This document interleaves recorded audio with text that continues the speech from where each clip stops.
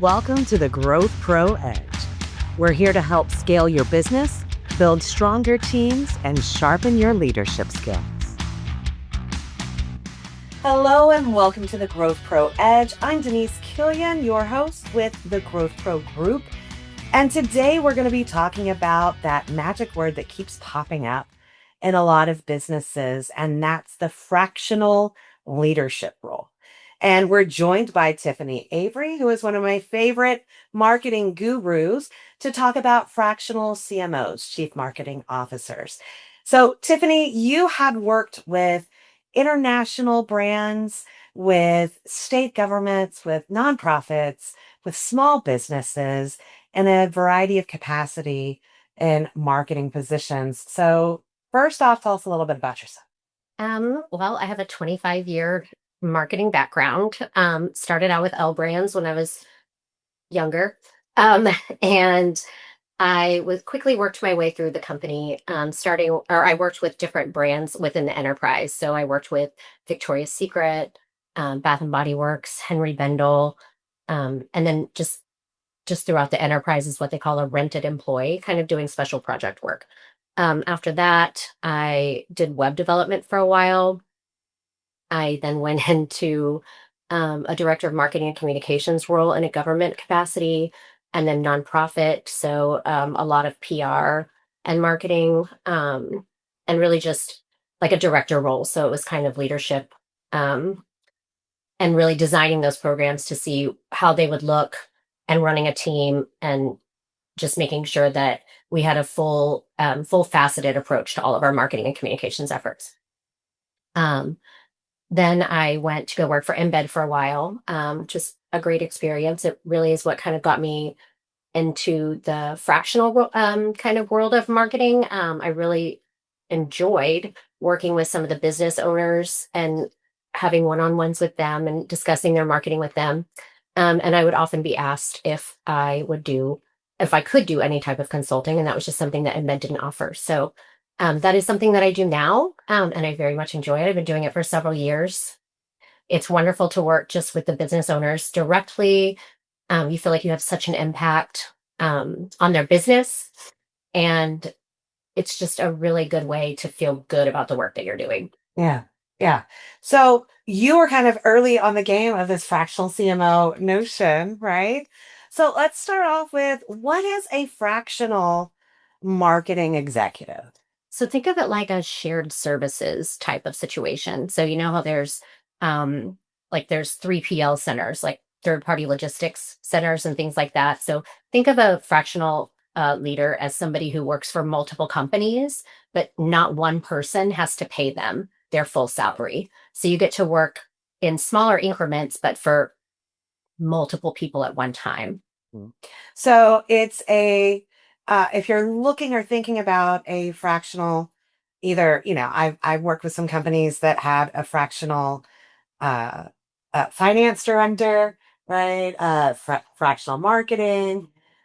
So it's not a full-time employee from the business's perspective, but it is a leadership level kind of high strategy. And you're able to get expertise without having to pay the full-time salary. Right, of an executive. So Okay. it's great because a lot of companies will have like a marketing manager or those kinds of roles in-house. But bringing on a fractional CMO is a great way to make sure that in the terms of marketing that your strategy is there, your I's are dotted and your T's are crossed. Yeah. Kind of gives you a little bit more oversight and a little bit more experience to pull from. Right. So, a company that couldn't necessarily afford a full-time salary of someone who has significant expertise, you're able to use that, but not have to pay the full price for it. So, with that being said, what are those boundaries of strategy and execution, right? Should you think of the fractional position as somebody who is more of a strategic, big thinker? Or is this person, should they be executing all of the strategy points as well? I would say it just depends on the company too, but I would say it's more about strategy. Usually the execution comes down to the team It just depends on how the company is set up and what phase of life the company is in. So if they're brand new, if they're a little bit more established, if they're if they're mom and pop shop versus, a several location operation, or, it just depends on the size of the company. Um, I would say though that it's generally more oversight and strategy, and direction. Okay. Okay.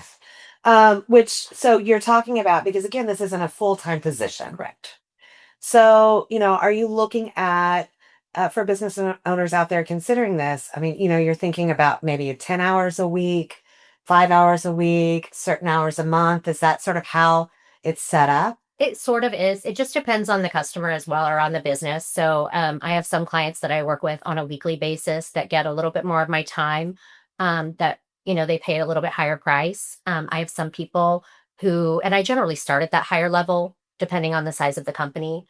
I have some companies that I work with just on a bi-weekly basis. It's just a quick 1 or 2 hours on the phone every other month with some tasks in between and follow up. Um, and then it can go as low as monthly or even quarterly. So I have clients in all phases of that. I like to start a little more hands-on at the beginning. And then my goal is to phase my clients out of my services by teaching their team how to do these things, because I don't want I don't want someone to have to pay me forever, unless they just want to keep me quarterly or annually for like a planning type of situation. Um, like I have clients that I phased myself out of their business because I've worked with their team for so long. It's the same team. They've had great retention, and I've been able to teach that team what to do, how to do it, and to continue to get results. That's interesting. Yeah. Okay. And that's a fascinating thought process as well, of you're able to, or at least your intention is, I want to show you how to do it yourself Correct. so that this isn't a permanent situation. Well, and also as businesses are growing. So that's another thing is I'm there to provide that directions and have that oversight. But as the businesses grow, sometimes they're able to afford, maybe a more seasoned leader who is able to do some of that strategic planning. But a lot of times I'll just stay on to do the strategic planning and then just meet like quarterly with the team as they get more experienced. Okay. That's fantastic. So I guess, one of the questions that probably is out there that I'm sure business owners are asking themselves is, why wouldn't I just have somebody in house? Well, again, it's that cost efficiency. If you can afford to have somebody in house with that level of experience, I say that's amazing. That's wonderful. But the top quality leaders that you're going to find are going to have a salary demand that is normally, especially in a marketing world, not attainable for most smaller companies, Yeah, especially absolutely. in this economy. And especially with, in this economy, the way marketing's going, marketing is unfortunately, marketing is always one of the very first things to be cut when times are hard. And that's because it's not necessary for day-to-day operations. Marketing is necessary if you want to grow and maintain your level of business. However, most people see it as kind of an added thing that's not 100% necessary for day-to-day operations. So that's why fractional work is very popular in marketing, especially even just freelance work. Yeah, absolutely. So one of the things to think about is, if you're looking for a fractional position, whether it's a CFO or a fractional CMO, is the expectation is that what kind of team needs to be in place to make that position successful? Like, right? So you should have some level of a team of, maybe junior level. Mhm. I would say at least manager, maybe junior manager. I would say mid-level manager is usually a good place to start.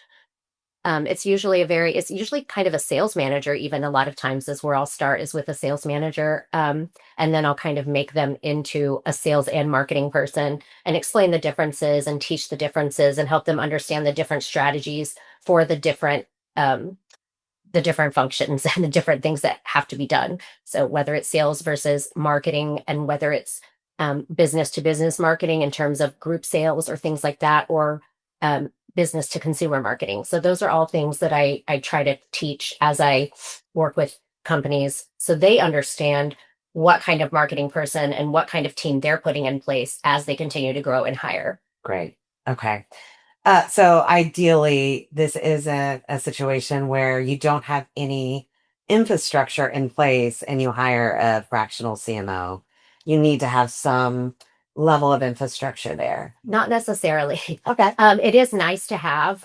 You're definitely going to pay less for your fractional leader if you do have people on staff or on your team who can execute under the direction of that leader. If you don't, then you're basically paying someone to be more of a full-time employee and to do some of those tasks that you could pay someone a third of the amount of money annually to do, like write copy or send out emails or make campaigns and run social media and things like that. Right. Okay. Excellent. Now, this is the question that everybody should ask themselves and understand the answer. But how quickly do you expect to see some sort of results from any marketing effort? I always tell people to give me at least 90 days. It doesn't always take 90 days. Sometimes, depending on how much information is already known and what kind of data points have been gathered and what kind of sales data we have, it's a little bit easier to go in with a more educated guess or a more educated direction on what strategy is going to be best and what methods should be used. But not always. That's not always the case, especially in like brand new businesses when they're just now opening their doors for the first time. We don't know anything yet. So it's I always say, and Sarah Paz taught me this, it's fail fast and move on. So if something doesn't work out, then you just move on to the next thing, right? Quickly. Don't continue to waste money if it's not working out, but you do need to give it that old college try. Right. And it's not you hire someone or you start the campaign and the next day you're going to see results. Correct. Especially in digital marketing and digital advertising, you have to give it at least 90 days to gain momentum, and to figure out algorithms and learn user behavior and things like that. I do see this a lot in my work where a business owner doesn't see an immediate result and they just want to move on to the next thing. So they're hiring the next person, or they're hiring the next agency, or they're going to try, radio didn't work, so now we're going to go to TV, or TV didn't work, so now we're going to go to digital. Digital didn't work, but they're not giving it at least a 90-day shot. And sometimes, especially even with programs like loyalty programs and things, membership programs and things like that, where you're trying to convince customers to keep coming back, those take even longer. So it really just depends on what kind of program or strategy or campaign you're running and what the goal is. Excellent. All right. So, Tiffany, we have a lot of thoughts to consider here, which I think is fantastic. But we are coming up on the end of our time. But I want to ask you the important questions here. Are here at GrowthPro Edge, we are all about growth. So, what do you do to grow yourself? Oh, I do a lot of reading. I listen to podcasts. I subscribe to a number of different marketing and leadership programs, like podcasts, emails, newsletters, things like that. I have my favorite people that I follow, and learn from them. And a lot of growth, a lot of that personal growth is honestly for me is getting into the nitty gritty and doing it myself. I'm definitely a hands-on learner. So for me, if that's basically how I learned web development, believe it or not, was I went into a job where I was going to do websites and I learned how to code. Yeah. It's that easy, folks, right? No, you are very much a self-taught, but also incredible experience. And that's the thing that I love about you. If you don't know how to do it immediately, you're like, give me a second. And you're going to figure it out, which is fantastic. All right, Tiffany, if people have questions about this or want to talk with you, how can they get a hold of you? They can find us on the GrowthPro group website. I know I'm available there. They can also email me at tiffany@thegrowthprogroup.com. Perfect. Perfect. Tiffany, thank you so much for being here. For having me. Appreciate it. And there's your edge for today. I hope you enjoyed our conversation and appreciate your time today. If you enjoyed today's conversation, I hope you'll look us up at thegrowthprogroup.com. And if you're ready to grow yourself, your business, and your team, reach out to us and schedule a free coaching call with one of our coaches. I'd also like to take the opportunity to thank our sponsors for 2026. Party Center Software, Roller, Betson, A&A Global, Schaefer Distributing, Embed, and Simnox. Thank you again for joining us. I'm Denise Killian. Keep growing, keep learning, and keep striving for the extraordinary.